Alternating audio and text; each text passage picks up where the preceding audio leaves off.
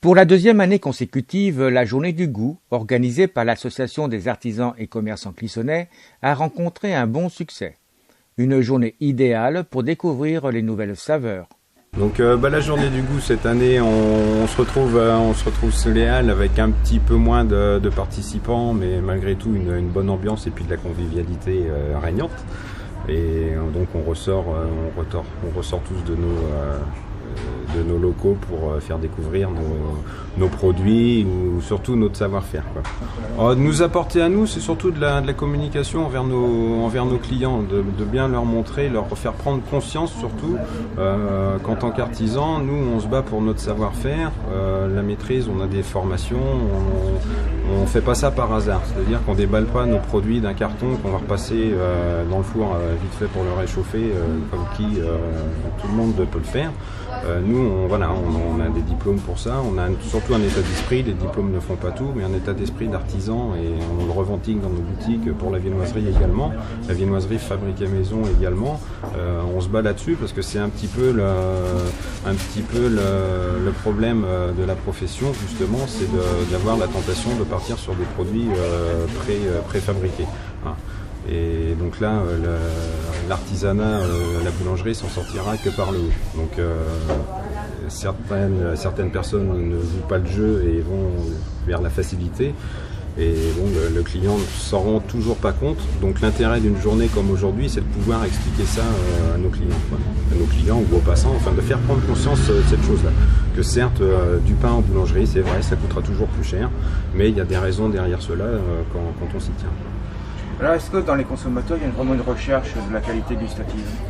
Pas tous, hein, faut pas se voiler la face. Il y a certaines personnes qui sont autant passionnées que nous, parce qu'ils mangent et autant intéressés que nous. Pas tout le monde, mais c'est vrai que nous, on se bat pour ça, justement, pour la qualité gustative et puis de savoir ce que l'on met dans les mains des gens, voilà, de maîtriser vraiment nos produits. Donc certaines personnes sont sensibles à ça, d'autres personnes ne le sont pas.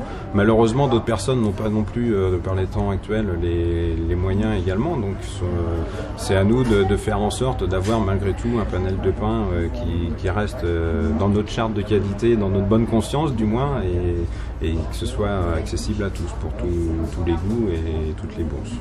Je trouve que c'est une bonne initiative parce que d'abord ça montre que les commerçants qui sont ici sont fédérés et ils sont dynamiques puisqu'ils proposent de plus en plus d'animations.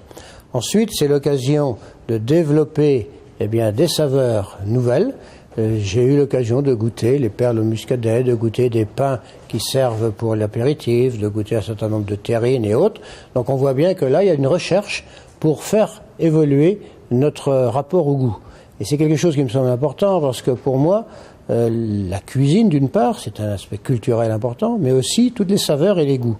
Or, on voit bien qu'avec la grande distribution et puis le fait que souvent les distributeurs s'adressaient aux gens des grandes villes, on avait voulu gommer les différences. Et donc, on cherchait des produits uniformes. Je trouve que ça appauvrissait notre patrimoine culturel au terme de goût. Donc, tout ce qui aujourd'hui reconduit à une reconquête des saveurs, des différences, des terroirs, je trouve que c'est retrouver une richesse que nous avions, et ça, il faut l'encourager. Il y a en plus, dans les participants sous les halles, il y avait des gens de câlin, donc ça montre aussi que les commerçants qui sont, essayent de se réunir et non pas de se diviser. Alors ça, c'est une bonne nouvelle aussi, et si ça pouvait servir d'exemple à d'autres, ça serait très bien. Nouveauté cette année, un dîner qui a rassemblé une centaine de convives, proposé par le restaurant La Courtine.